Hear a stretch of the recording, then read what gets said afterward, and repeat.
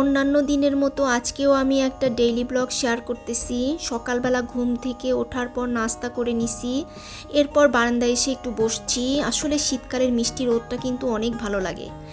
এখন দুপুরে রান্নার প্রিপারেশন, এখানে সিমের বিচি পানিতে ভিজিয়ে রাখছি। সিমের বিচিগুলাকে ছাল ছিলে নিব, তারপর হচ্ছে মিষ্টি কুমড়ার ফুল, এরপর হচ্ছে ফুলকপি।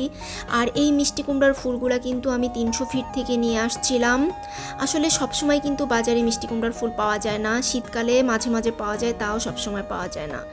এখন আমি মিষ্টি কুমড়ার ফুলগুলাকে ভালোভাবে ফুলের ভিতরে কিন্তু একটা মোটা একটা অংশ থাকে, সেই জায়গাটা বের করে খুব সুন্দরভাবে পরিষ্কার করে একদম পানি দিয়ে ধুয়ে পানি ঝরানোর জন্য রেখে দিব। একদম খাওয়ার আগে আগে আমি এই মিষ্টি কুমড়ার বড়াটা ভেজে নিব।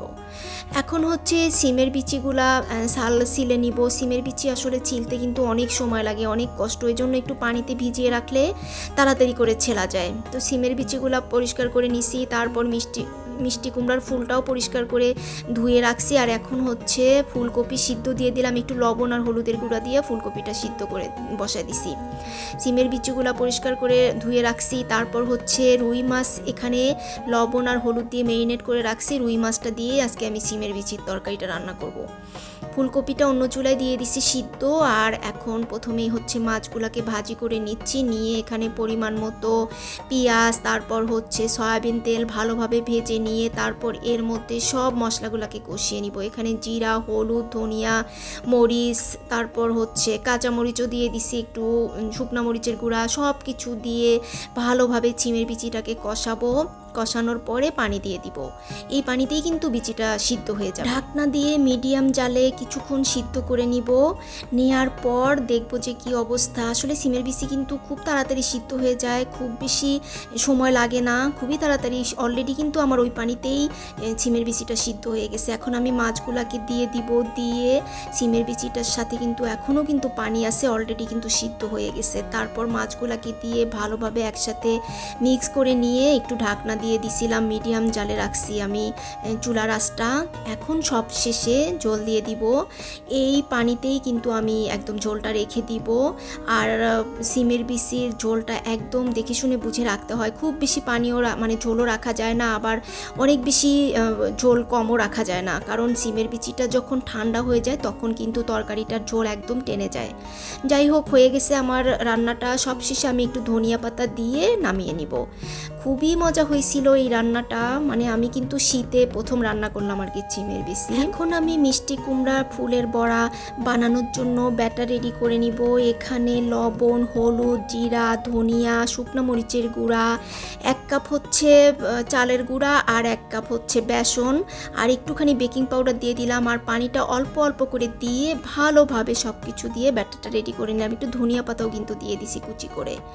ব্যাটারটা রেডি করে রাখছি, একদম খাওয়ার আগে আগে ভাজবো। তার আগে আমি ফুলকপি ভর্তাটা বানিয়ে নিচ্ছি। এখানে লবণ আর হলুদ দিয়ে তো ফুলকপিটা সিদ্ধ করেই নিছি। তারপর শুকনো মরিচ, তারপর হচ্ছে পেঁয়াজ, ধনিয়া পাতা, একটুখানি লবণ দিয়ে দিছি। সব কিছু দিয়ে ভালোভাবে মাখিয়ে ভর্তা যেভাবে বানাই, সবশেষে সরিষার তেল দিয়ে দিলাম। ব্রকলির মতোই আর কি এই ফুলকপি ভর্তাটা খেতেও কিন্তু অনেক মজা। ব্রকলির টেস্ট একরকম আর ফুলকপির টেস্ট আসলে আরেক রকম। যাই হোক, এখন হচ্ছে আমি মিষ্টি কুমড়ার বড়াটা বানিয়ে নিব। ফুলটা ব্যাটারের মধ্যে দিয়ে ভালোভাবে চুবিয়ে তারপর হচ্ছে তেলের মধ্যে ভেজে নিব। আর দেওয়ার সাথে সাথেই কিন্তু একদম খুব সুন্দর এরকম লাল লাল কালার হয়ে যায়। মানে বেগুনি যেরকম আমরা ভাজি অনেকক্ষণ পরে কালারটা আসে, বাট এইটা কিন্তু একদম দেওয়ার সাথে সাথেই কালার চলে আসে।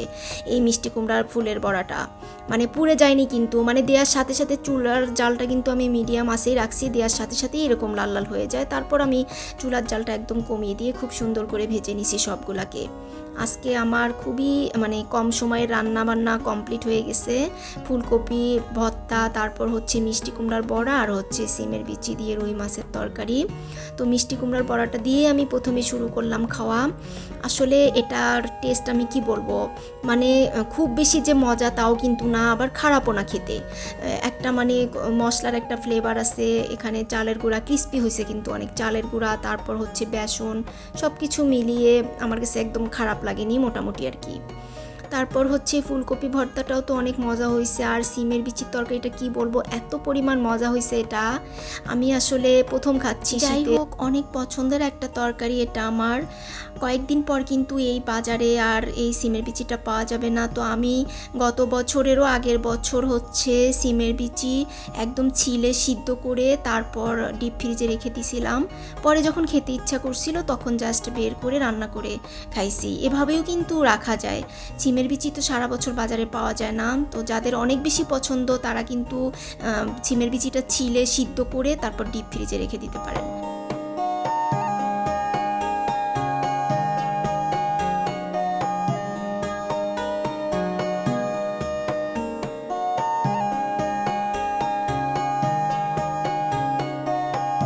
খাওয়া শেষ করে আমি এক কাপ গ্রিন টি বানিয়ে নিয়ে আসি। গ্রিন টিটা অনেক গরম ছিল, ঠান্ডা হোক ততক্ষণে আমি একটু মিষ্টি খেয়ে নেই। ফ্রিজ থেকে আমি মিষ্টি বের করে নিয়ে আসছি। এখানে কালো জাম আর হচ্ছে চমচম আছে, দুইটাই টাঙ্গাইলের, একদম অরিজিনাল টাঙ্গাইলের মিষ্টি, টাঙ্গাইলের চমচম আর কি এগুলা, কালো জাম আর চমচম। তো কালো জামটা খুব একটা মজা ছিল না, তবে টাঙ্গাইলের চমচমটা কিন্তু অনেক মজা। তো মিষ্টিটা আসলে আমি দুপুরবেলা খাওয়ার পরেই খাই, রাতে বা সকালবেলা মিষ্টি আইটেম আমার কাছে খুব একটা ভালো লাগে না। যাই হোক, এখন হচ্ছে গ্রিন টি খেয়ে নিচ্ছি। খাওয়ার পর দুধ চা হোক বা গ্রিন টি হোক, আমার কিন্তু দুপুরবেলা এক কাপ আমি চা খাই।